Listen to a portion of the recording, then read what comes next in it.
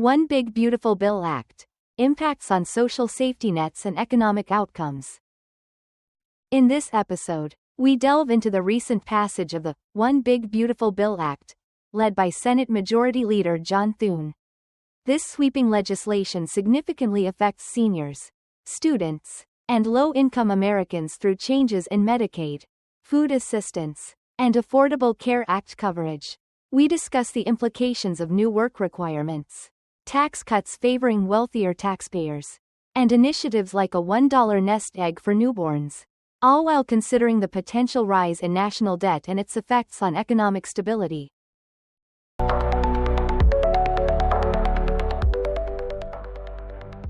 All right, folks, welcome to another exciting episode where we dive deep into the murky waters of political maneuvering. Today, we're talking about the recently passed Senate bill, which I affectionately call the One Big Beautiful Bill Act. And wow, does it have some big implications for different groups. We're talking about seniors, students, and low-income Americans here. It's like one of those family reunions where everyone shows up, but no one really knows why they're there. Times laughs.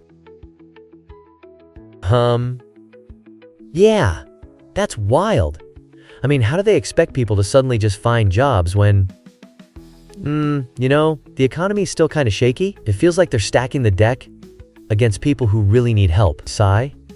I mean, what do you think this means for people who actually can't work due to, health issues? Or, what if they start requiring, medical records or something? Exactly. That's a real concern. For example, imagine a senior citizen who's been on disability for years due to a chronic illness. They're now being put in this precarious position where they have to prove they're actively seeking employment. It's both concerning and quite absurd. And let's not even get into food assistance. They're broadening work mandates impacting food stamp eligibility. It's like trying to feed a family with one hand tied behind your back. Wait. So you're saying people could lose their food stamps if they don't meet these new work requirements? Time's eyes widen. That's crazy. Yes, absolutely. And it's going to disproportionately affect those who are already vulnerable. Think about the single parents or those who are juggling several jobs just to make ends meet. It's essential to have a safety net, and increasing these barriers can lead to real hardships for families. Now let's segue to the Affordable Care Act. Their ACA changes also sound intense.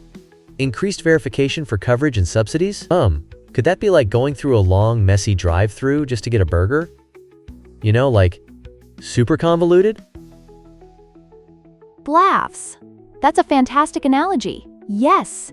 It's going to be a lengthy process, and many people could potentially lose their insurance as a result. They're implementing these measures thinking it's going to cut down on fraud, but it feels like a sledgehammer approach to what could be a simple fix. Gasp.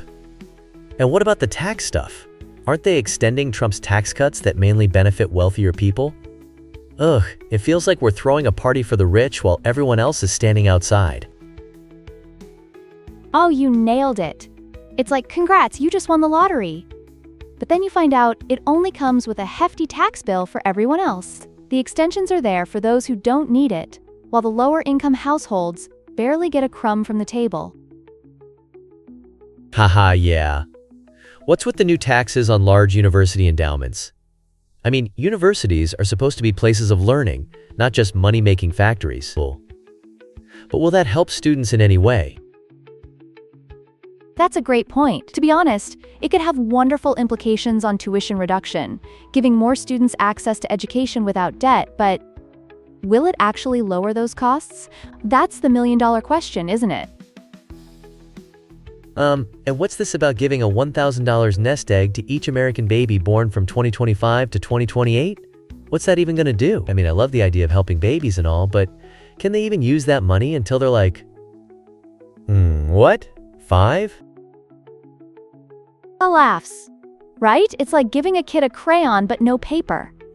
But the idea is interesting. Having that initial financial boost could help with future expenses. However, it's still a long way off. and will ultimately depend on how the economy holds up during that time. Let's not ignore the implications for the national debt either.